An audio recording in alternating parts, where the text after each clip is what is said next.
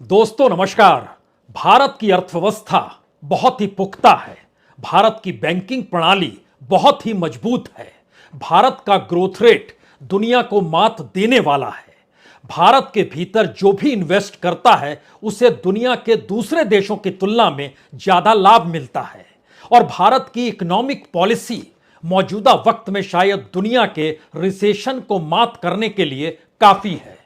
कुछ यही अंदाज है देश के भीतर अर्थव्यवस्था को लेकर। लेकिन कल्पना की शुरुआत कीजिए कि अमेरिका जैसे देश में एक के बाद एक दो बैंक महज 48 घंटों के भीतर डूब गए। दुनिया भर के शेयर बाजार पर तकरीबन 38 से 40 लाख करोड़ का असर निवेशकों पर पड़ गया, यानी ये पैसा उनका बाजार से गायब हो गया। भारत के भीतर भी शेयर बाजार पर असर पड़ा और बीते 48 घंटों में यहां भी तकरीबन 7 से 8 लाख करोड़ रुपए डूब गए।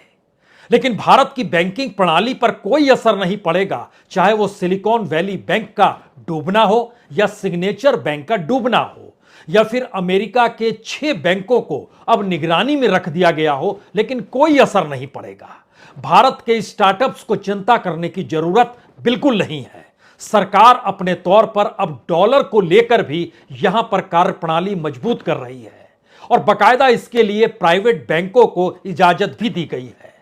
इन तमाम परिस्थितियों के भीतर भारत की विकास दर मत देखिए, भारत का मैन्युफैक्चरिंग सेक्टर मत देखिए, भारत का कोर सेक्टर मत देखिए, स्ट्रेटेजिक सेक्टर मत देखिए, यह मत देखिए कि भारत में मौजूदा वक्त में लगभग नौकरी पाने वाले जो प्रोफेशनल्स थे, जो टेक क्षेत्र के थे, उसमें भी 38% की कमी क्यों आ गई है।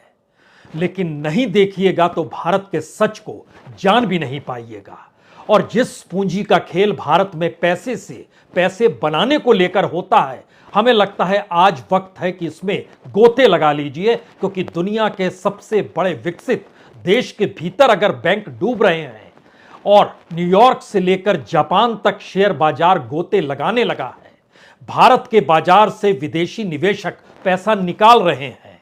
एफआईआईज पिछले चंद दिनों के भीतर ही नहीं बल्कि 2 दिनों के भीतर उन्होंने तकरीबन 3,000 करोड़ से ज्यादा अगर रुपया निकाल लिया है। मैसेज क्या है?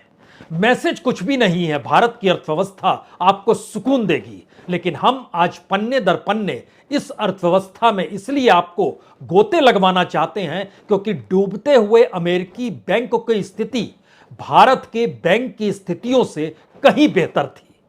और जानकर आपको हैरत होगी, जो बैंक डूबे वहां पर जितने ग्राहक थे, जितनी पूंजी थी, उस तादाद में भारत के भीतर के बैंकों में बढ़ता हुआ एनपीए, लेकिन आंकड़ों के लिहाज से जो दिखाया जाता है वह बैंकिंग की किताब कितनी ठीक ठाक है इसे ही बताया जाता है। तो क्या भारत के भीतर की परिस्थिति नाजुक है? क्या सरकार आंकड़ों के जरिए चीजों को छुपा रही है?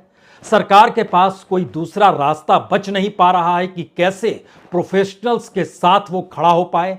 और जब दुनिया भर में इकोनॉमी किसी भी देश की सीमा को देखती नहीं है और सीमा के एट पार, चाहे वो रुपए का जिक्र हो, चाहे रूबेल का जिक्र हो, चाहे डॉलर का जिक्र हो, इस परिस्थिति के साथ यूक्रेन और रशिया युद्ध के दौरान भारत ने जो तेल रशिया से कमाया है उसने भी अप्रैल से दिसंबर तक पिछले बरस लगभग 20,000 करोड़ रुपया का ठोस मुनाफा सरकार को दे दिया।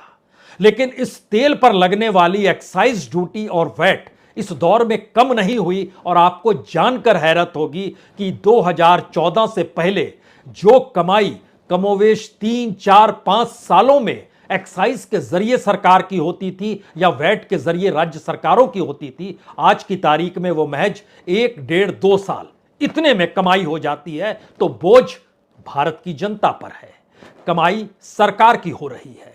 दुनिया के बाजार से अनुकूल परिस्थिति बनाने के लिए सरकार इसलिए बेचैन है कि उसकी अपनी अर्थव्यवस्था डामाडोल है।